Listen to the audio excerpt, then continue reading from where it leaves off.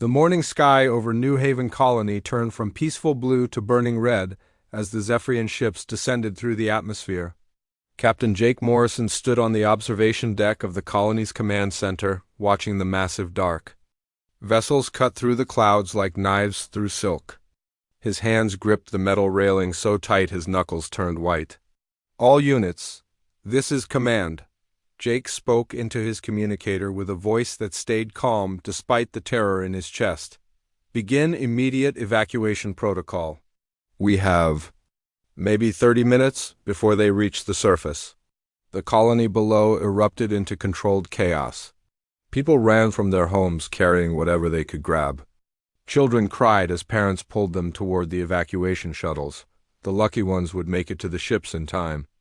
The unlucky ones would stay behind forever. Jake had seen the reports from other worlds. The Zephyrians never left survivors. They came, they conquered, and they moved on. 12 colonies had already fallen in the past year. New Haven would be the 13th dot in the residential sector.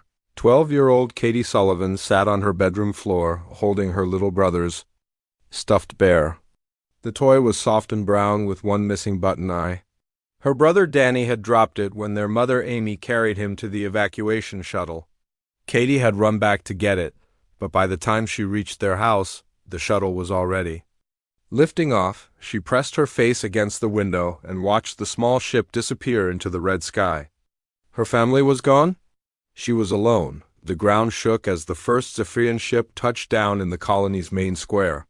Katie could hear the sound of their machines starting up, the terrible whining noise that meant they were beginning their work. She hugged the bear tighter and tried not to cry. Far above the physical world, in a dimension that existed between reality and dream, the dragon watched. It had been watching for thousands of years, floating through space and time, feeding on the emotions of dying civilizations. The creature was ancient beyond measure, older than most stars, and it had seen every possible way that intelligent life could end. The dragon was not actually a dragon in any sense that humans would understand. It had no physical form, no wings, or claws or fire. It was pure consciousness, a being of thought and hunger that existed to consume the final moments of sentient species.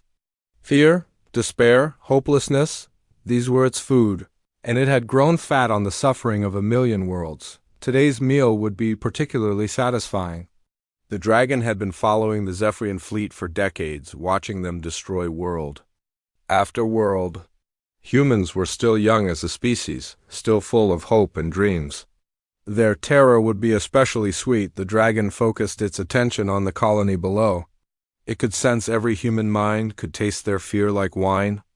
But one mind called to it more strongly than the others. A young female, alone and afraid, clutching something soft against her chest. Katie heard the footsteps in the hallway outside her room. Heavy boots, moving with mechanical precision. The Zephyrians had reached her building. She crawled under her bed and pulled the covers down to hide herself. Still holding Danny's bear. The footsteps stopped outside her door. Katie held her breath. Maybe they would move on. Maybe they would not look under the bed. Maybe somehow she could survive this. The door exploded inward with a sound like thunder. 3 Zephyrian soldiers entered the room. They were tall and thin, wearing dark armor that seemed to absorb light. Their faces were hidden behind helmets that looked like insect heads. With multiple red eyes that glowed in the darkness, they moved through the room with practiced efficiency, checking the closet, looking behind the furniture. Katie pressed herself against the wall under the bed, trying to become invisible. One of the soldiers knelt down and looked under the bed. Its red eyes found Katie immediately. "Please," Katie whispered. "Please don't hurt me." The soldier reached under the bed with a long metal arm and pulled Katie out. She kicked and screamed, but the alien was much stronger than her. It held her up in the air like she weighed nothing. "I want my mommy," Katie cried. "I want to go home." The soldier said nothing. Zephyrians never spoke to their victims. They simply did their work and moved on. The dragon watched with growing excitement. The child's terror was exquisite, pure, and innocent. It had been a long time since the dragon had tasted fear this perfect. The soldier carried Katie out of the building and into the main square. Other Zephyrians were working there, setting up their equipment. They had built a large metal structure in the center of the square. Something that looked like a cross between a machine and an altar. Katie was placed on the metal platform. Restraints closed around her wrists and ankles, holding her down. She could not move, could not run, could not do anything but wait. "Why are you doing this?"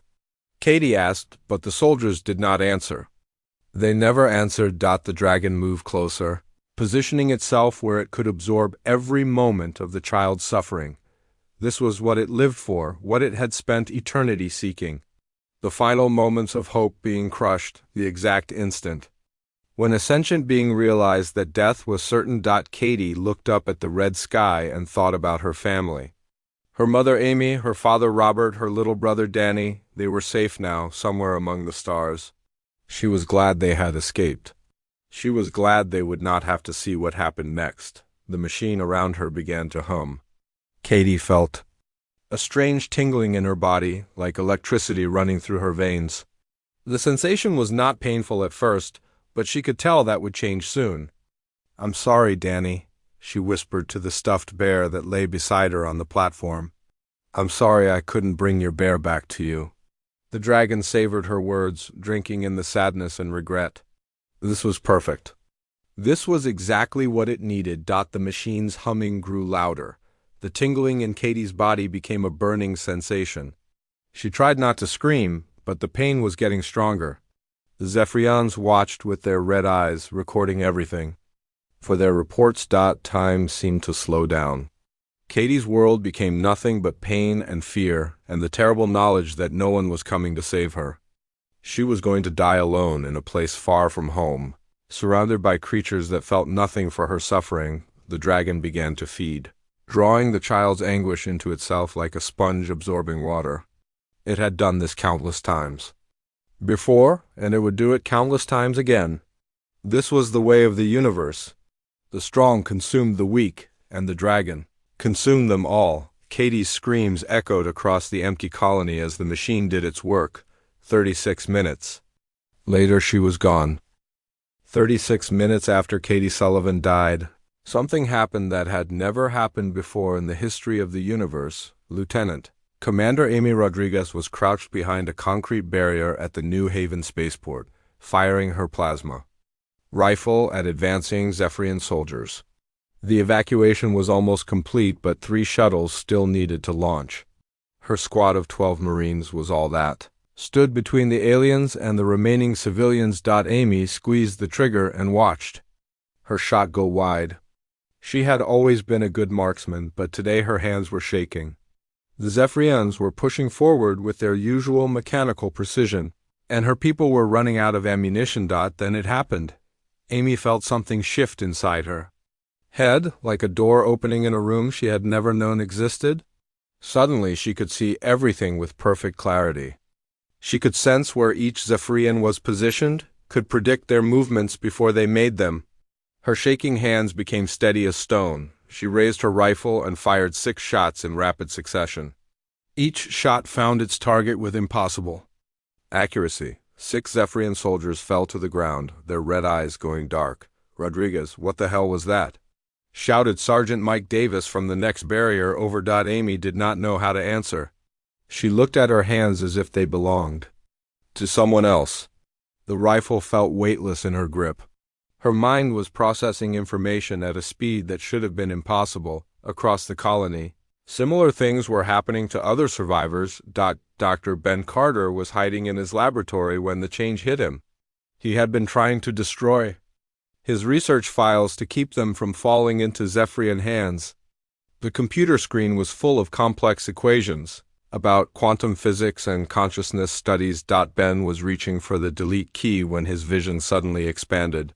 He could see connections between the equations that he had never noticed before. Mathematical relationships that had taken him years to understand now seemed as simple as counting to 10. He realized with absolute certainty that consciousness was not produced by the brain. It was something that existed in the quantum field that connected all matter in the universe. Humans had always been connected to this field, but something had just activated that connection. Captain Jake Morrison was still in the command center. When the wave hit him, he had been coordinating the final evacuation efforts when every screen in the room suddenly made perfect sense.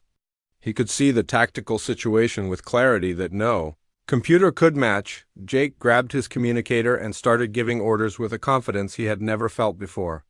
All units, this is command. I need Squad 7 to move to grid reference 44 Alpha. Squad 12, there are civilians trapped in Building 16. Rodriguez, I need you to hold position for exactly 4 minutes and 30 seconds. He did not know how he knew these things, but he knew them with absolute certainty. The knowledge came from somewhere deep inside him, from a place that felt both ancient and newly awakened. The dragon was feeding on Katie's final moments when the change began. The child's death had provided exactly the kind of pure terror that the dragon craved. It was absorbing her fear and pain, drawing the emotional energy into itself like a satisfied predator. Then something went wrong. The energy flow suddenly reversed. Instead of flowing into the dragon, something was flowing out of it. The creature tried to pull back, to sever its connection to the human child, but found that it could not move. Katie's death had created a quantum resonance that spread outward from her body like ripples in a pond. The resonance moved at the speed of thought, faster than light, touching every human mind within 100 light years. The dragon had been feeding on human suffering for so long that it had become quantum entangled with the human consciousness field. Now that field was awakening and the dragon was trapped inside it. Back at the spaceport, Amy Rodriguez was moving through the battlefield like a force of nature. She knew where every enemy was positioned, could sense their intentions before they formed them. Her squad followed her lead, their own abilities awakening as they fought. "Something's happening to us," said Private Lisa Park as she reloaded her weapon. "I can feel all of you in my head, but not in a bad way. It's like we're all connected." Amy nodded. She could feel it too, not just her squad, but every human in the colony. Every human on the planet. The connection was growing stronger. With each passing moment, the Zephyrian assault was faltering. Their tactics were designed to work against normal opponents, but the humans were no longer normal. They moved with perfect coordination, as if they were all parts of a single organism. Dr. Carter was frantically typing notes on his computer, trying to record what was happening. His enhanced understanding allowed him to see the bigger picture. The quantum field that connected all human consciousness had been dormant for millions of years, waiting for the right trigger. Katie's death had been that trigger. Her pure terror and desperation had created a resonance strong enough to wake up abilities that had been sleeping in human DNA since the beginning of their species. The dragon tried to escape but found itself caught in a web of awakening human minds. The creature that had once been a predator was now becoming prey. The emotional energy it had fed on was turning toxic, burning through its consciousness like acid. For the first time in billions of years, the dragon experienced something new. Fear. Amy's squad reached the last shuttle just as the final group of civilians was boarding. The Zephyrians were retreating, their formation broken by the unexpected resistance. Amy could sense their confusion and growing panic. "This is Rodriguez," she said into her communicator. "The spaceport is secure. All civilians are away." "Jake." Morrison's voice came back clear and strong. "Outstanding work, Rodriguez. All units, fall back to Rally Point 7. We're going to show these things what happens when they mess with humans." The awakening was spreading beyond the colony now. On other worlds and other star systems, humans were feeling the change. The quantum resonance was moving through space, like a wave, touching every human mind it encountered. The dragon writhed in agony as the human consciousness field expanded around it. The creature had spent eternity feeding on death and despair, but now it was drowning in something it had never experienced. Hope. Amy looked up at the red sky where the Zephyrian ships hung like dark clouds. She could sense the fear of the alien crews, could feel their growing uncertainty. They had expected to find sheep to slaughter, But instead they had awakened something that had been sleeping for eons. The little girl's death had been the key that unlocked humanity's true potential. Katie Sullivan would never know that her final moments had triggered the greatest transformation in human history. The dragon would make sure she knew. It was the least the creature could do for the child who had accidentally created its prison. 2 hours after Katie Sullivan's death, the transformation was complete. What had begun as a small awakening in the New Haven colony had spread across the entire planet, then beyond it to every human settlement within 100 light-years. Commander. Lisa Park stood on the bridge of the orbital defense platform Guardian's Rest, watching the tactical display with eyes that now saw patterns in space and time. The Zephyrian fleet had been confident when they arrived. 27 warships against a single human colony world. It should have been an easy victory. Now the alien ships were pulling back, their formations scattered and confused. Lisa could sense the fear radiating from their crews like heat from a fire. They had never encountered resistance like this before. "Commander," said Lieutenant Kevin Ross from the sensor station, "I'm reading something impossible. The humans on the surface are moving in perfect coordination, like they're all connected somehow." Lisa nodded. She could feel it too. Every human mind on the planet was linked through the quantum field that Dr. Carter had described in his emergency broadcast. They were no longer separate individuals fighting for survival. They were parts of a single consciousness that spanned. "Star systems, target the lead Zephyrian vessel," Lisa ordered. "All weapons, prepare to fire." The Guardian's Rest had been built for defense, not attack. Its weapons were designed to hold off small raiding parties, not engage a full invasion. Flee. Under normal circumstances, it would have been destroyed in minutes, but these were not normal circumstances. Lisa felt the targeting solution appear in her mind before the computer could calculate it. She could see the exact point where the enemy ship's shields would be weakest, could predict how the enemy captain would try to evade her attack. "Fire," she said. The defense platform's weapons struck the Zephyrian flagship with impossible precision. The alien vessel's shields collapsed under the focused assault, and secondary explosions rippled through its hull. The ship began to drift, its systems failing. On the planet below, Captain Jake Morrison was leading the ground assault on the main Zephyrian base. His force consisted of 300 human survivors, most of them civilians with no military training. They were facing 2,000 elite Zephyrian soldiers equipped with the most advanced weapons in the galaxy. The humans were winning.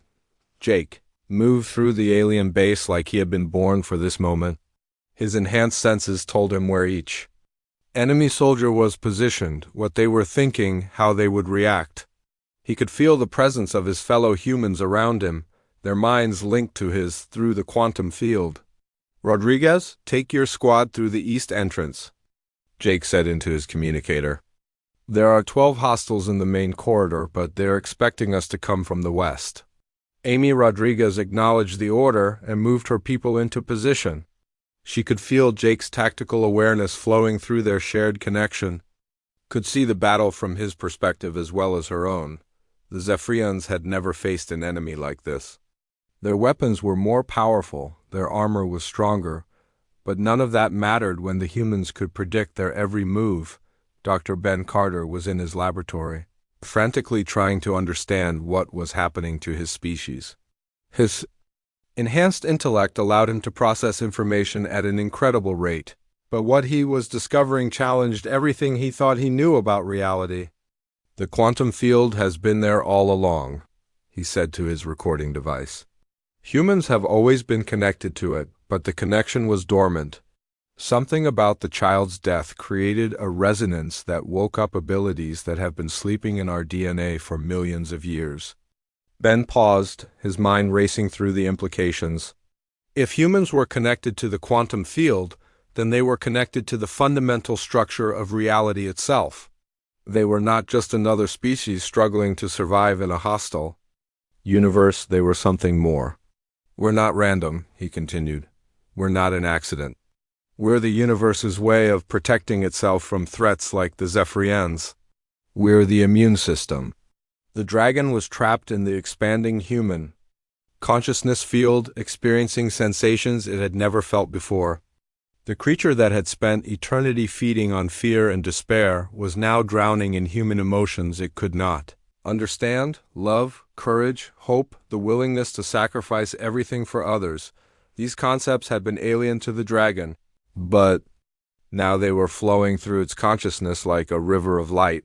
The entity that had once been a predator was being transformed by the very minds it had tried to consume. The dragon could see Katie Sullivan's final moments from a new perspective. The child had not died in vain. Her death had triggered something that would save countless other worlds from the Zephyrian threat. Commander. Lisa Park watched as another Zephyrian ship exploded under the combined fire of human forces.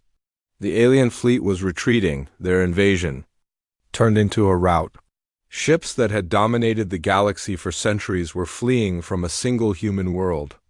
"This is Guardian's Rest to all human forces," Lisa broadcast on all frequencies. "The orbital battle is won." Repeat, the orbital battle is won. The cheers that came back through the communication system were not just from the humans on the planet below. Lisa could hear voices from other worlds, other star systems, as the awakening spread throughout human space. On the surface, Jake Morrison's force had breached the main Zephyrian command center. The alien commander was a tall creature, with multiple arms and eyes that glowed like red stars. It had conquered dozens of worlds, had overseen the destruction of entire civilizations. Now it cowered before a group of awakened humans, its confidence shattered by an enemy it could not comprehend.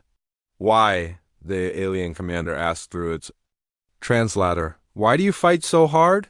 What is one child compared to the survival of your species?" Jake looked at the creature with eyes that held no mercy. "You don't understand," he said. "Katie Sullivan was not just one child. She was part of us. When you killed her, you killed part of all of us. And now we're going to make sure you never do it again." The quantum field that connected all human consciousness was expanding beyond the solar system now. On distant worlds, human colonists were feeling the change. The awakening that had begun with a single child's death was becoming a transformation that would reshape the galaxy. The dragon could feel the change spreading, could sense the growing power of the human consciousness field.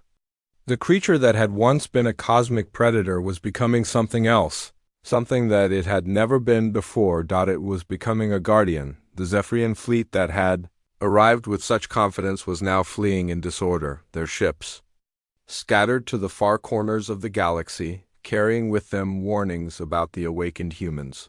The species that had once seemed like easy prey had become something far more dangerous. Katie Sullivan's death had been the key that unlocked humanity's true potential.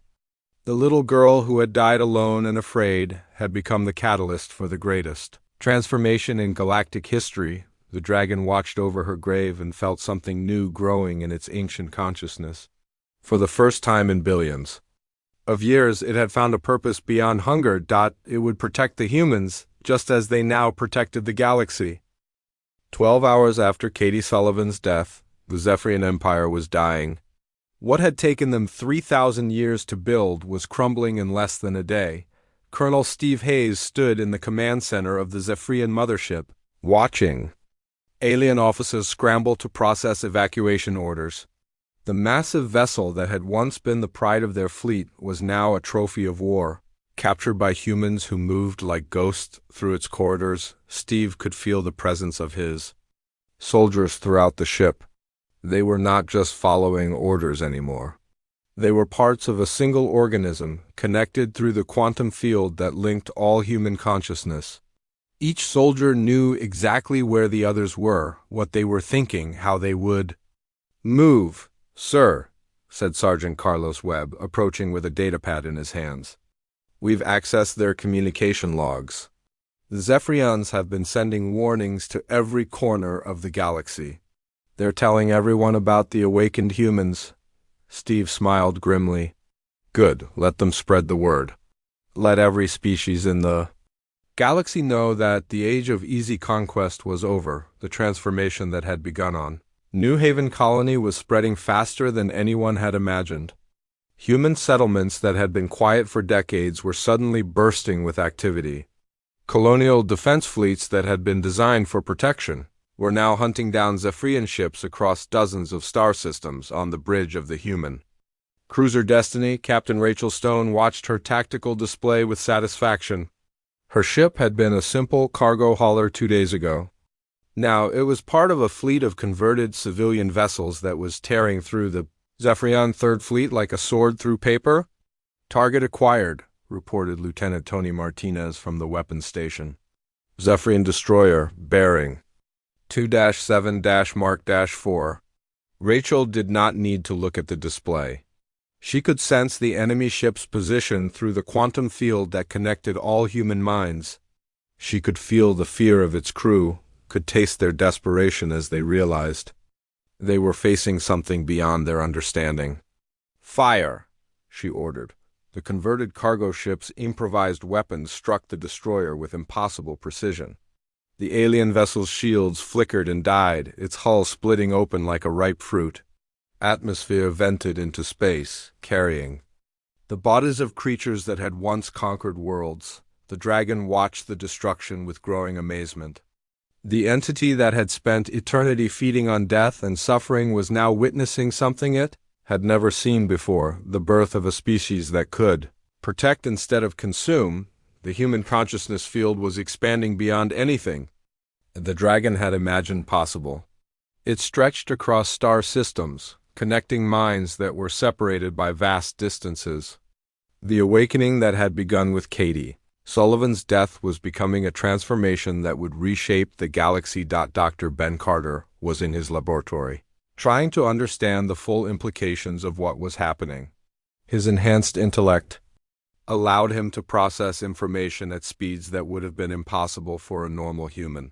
But what he was discovering challenged everything he thought he knew about the nature of reality. "The quantum field is not just connecting human minds," he said to his recording device. "It's connecting them to the fundamental structure of spacetime itself. Humans are becoming something more than biological organisms. They're becoming forces of nature." Ben paused, his mind racing through calculations that would have taken him years to complete before the awakening. The pattern was clear now. Humanity was not just another species struggling to survive in a hostile universe. They were the universe's way of maintaining balance, of preventing any single force from dominating all others. "We're gardeners," he continued. "We're here to tend the garden of existence, to make sure that life can flourish without being consumed by predators like the Zephyrians." The Zephyrian High Command was meeting in emergency session on their homeworld of Zephyr Prime. The massive council chamber was filled with the Empire's most powerful leaders, but their usual confidence was gone.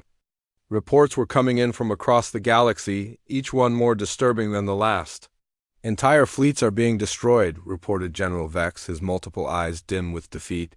"The humans are moving with coordination that should be impossible. They anticipate our every move, counter our every strategy."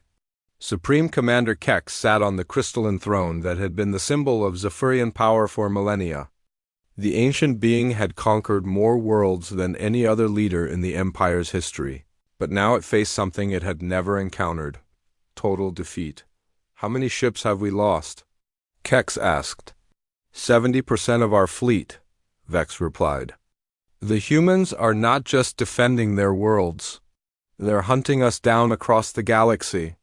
Every Zephyrian ship that encounters them is destroyed or captured." The dragon could feel the fear spreading through the Zephyrian leadership. The same emotion that had once provided it with sustenance was now turning toxic, burning through its consciousness like acid. The entity that had once been a predator was learning what it felt like to be prey, back on New Haven Colony. Captain Jake Morrison stood in the town square where Katie Sullivan had died, the metal platform where the child had spent her final moments was gone, replaced by a simple stone marker. The words carved into the stone were visible from space. "Katie Sullivan, the one who woke us up." Jake could feel the presence of humans across the galaxy through the quantum field that connected all their minds. They were winning the war, but more than that, they were becoming something new. The awakening that had begun with a single child's death was transforming humanity into a force that could protect the innocent across the stars.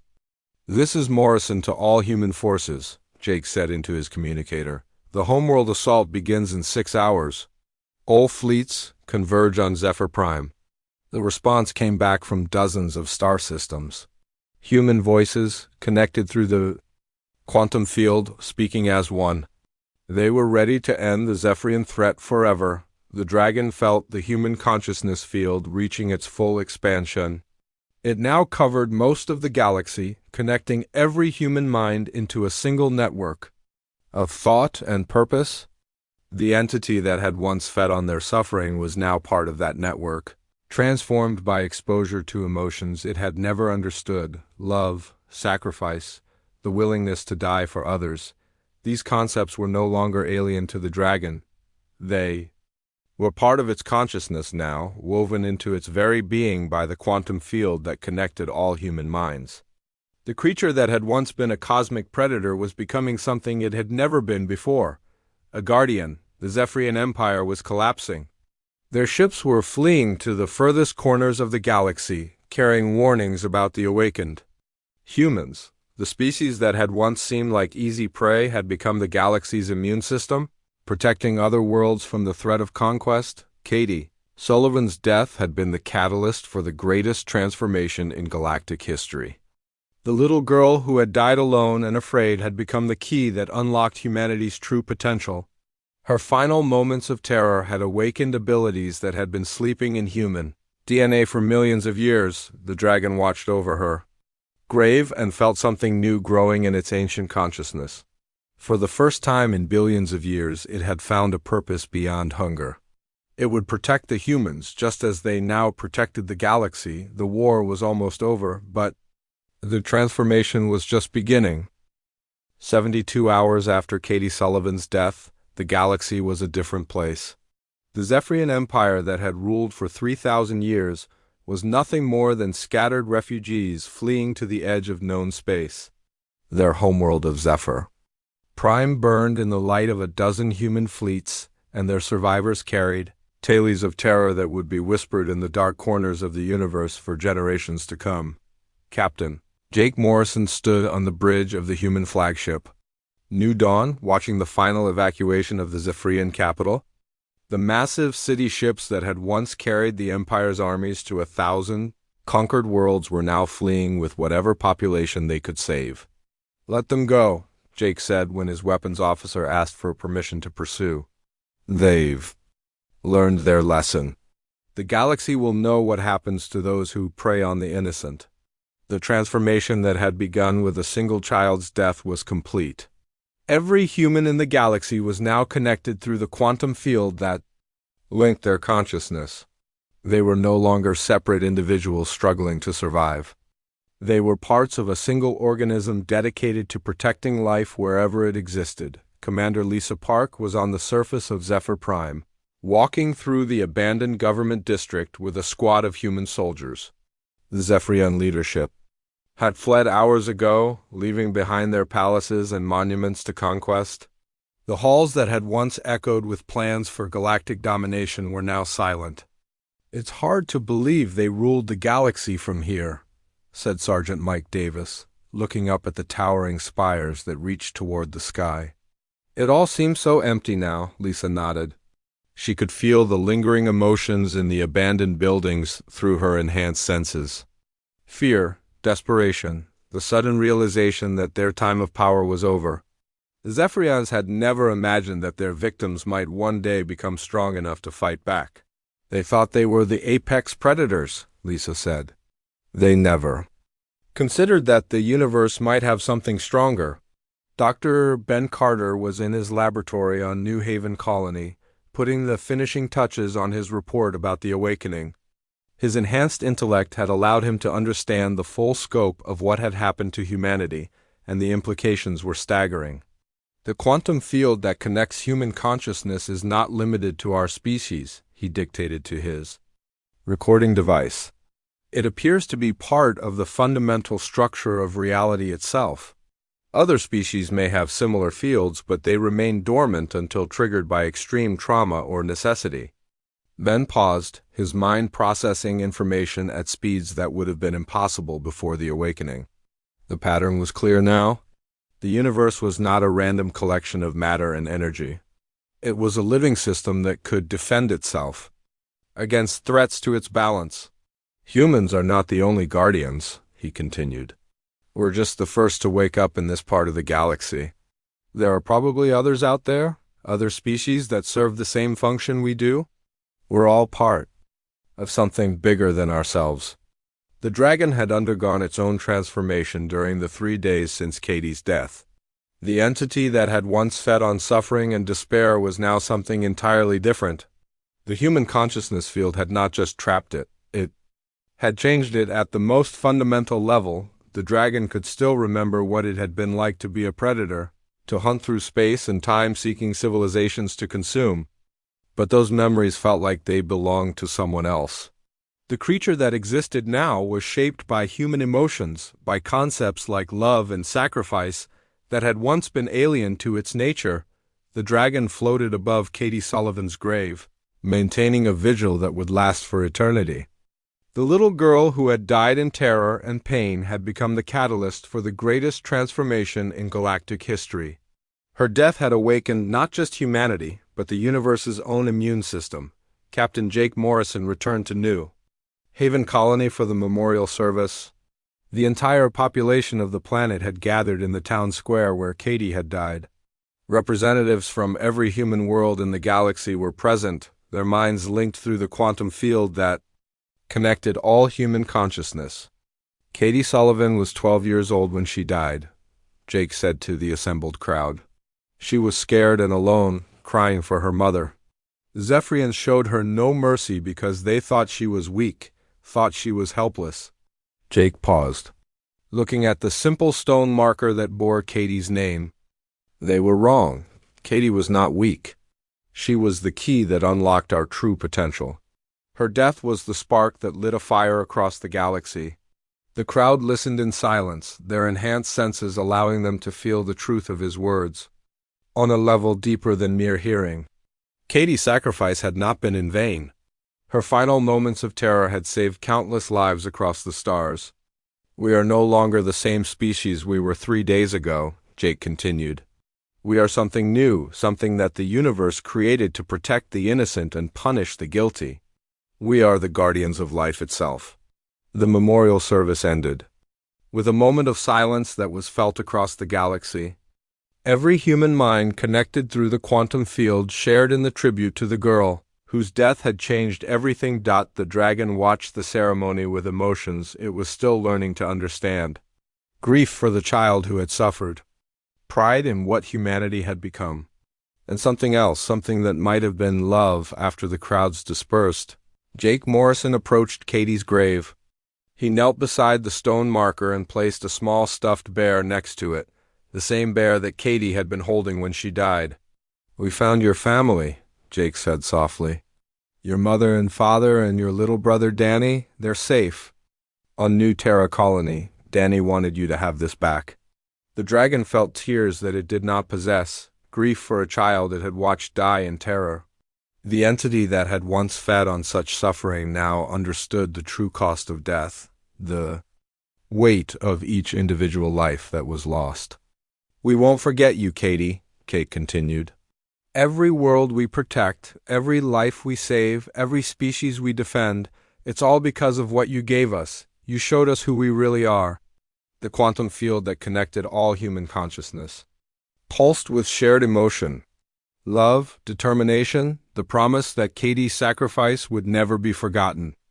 The little girl who had died alone had become the heart of a transformation that would protect the galaxy for eons to come.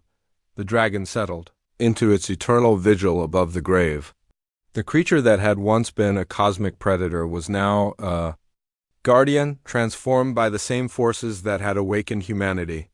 It would watch over Katie's resting place and ensure that her memory lived on. In the distance, human ships were already departing for other star systems. They carried with them the promise of protection for any species threatened by those who would conquer and destroy. The age of easy conquest was over, ended by the death of a 12-year-old girl who had never known how important she would become. The galaxy was safe, and the dragon finally understood what it meant to serve something greater than itself.